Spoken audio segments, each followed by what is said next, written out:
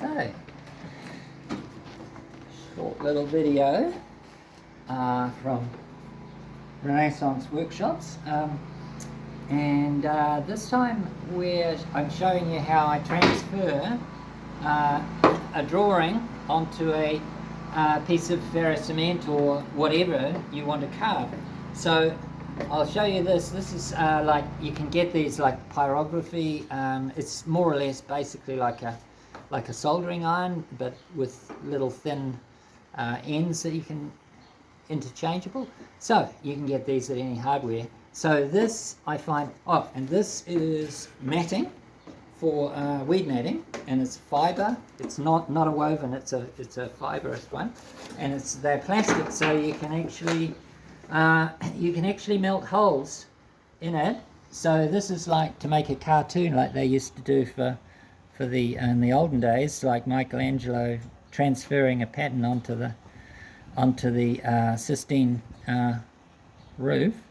He'd use a cartoon and holes to mark the outlines of the big drawings. So then they'd prick them out onto the wet plaster. So I'm doing this. See, you can see it's made holes, and I'll just quickly demonstrate. So I'll turn this off. Hot. And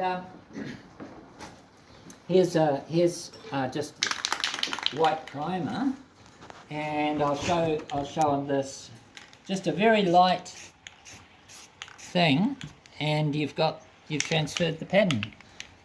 So that to that. So the reason why we're doing this particular one is that I've got a carving that I've been given. It's a Maori design, so I've got to basically follow it faithfully, and it's going on some pillars on the ferrocement. So this is a repeating pattern, and it's symmetrical. It's a symmetrical pattern. So I've folded it and poked the holes right through.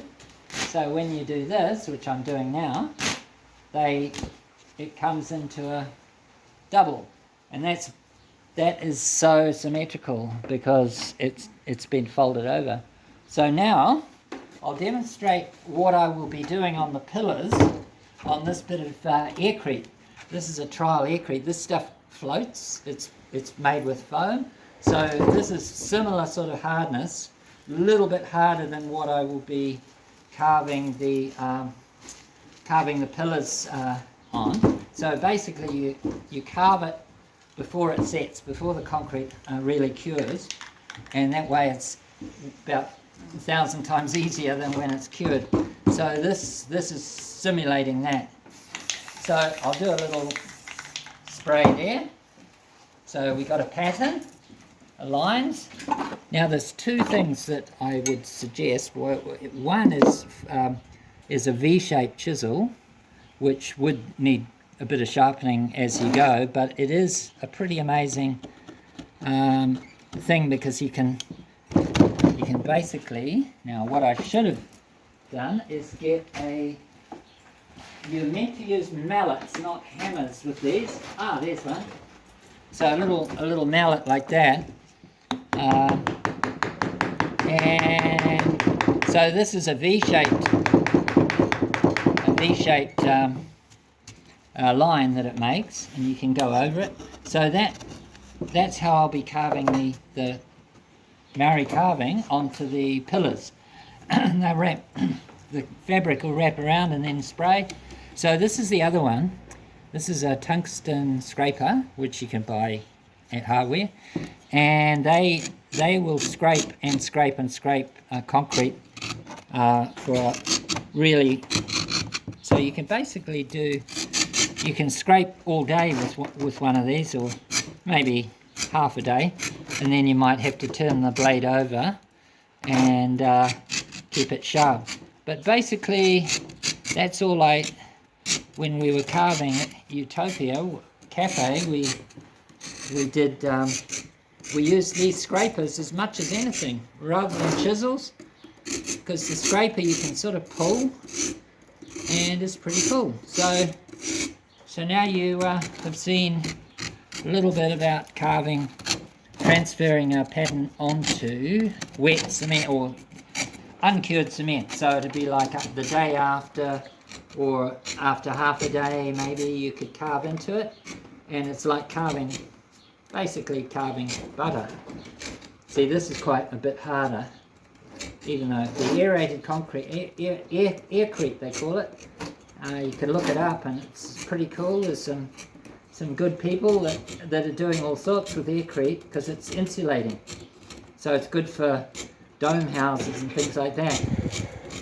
Aircrete Harry is one. He's got some cool stuff, very entertaining. I actually like this for the finer. So another way to work these chisels is wobble them.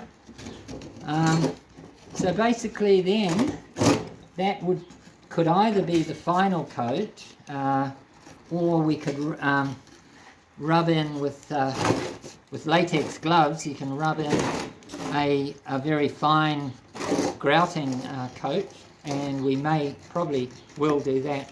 So we carve the second coat like this on the pillar, and then we'll rub a thin layer of a slurry of cement and pigment, and probably wipe it off the surface, so we'll have dark pigment staying in the lines. So I'll do another video on that, so do subscribe, like this if you think it's useful, and we'll see you on the other side.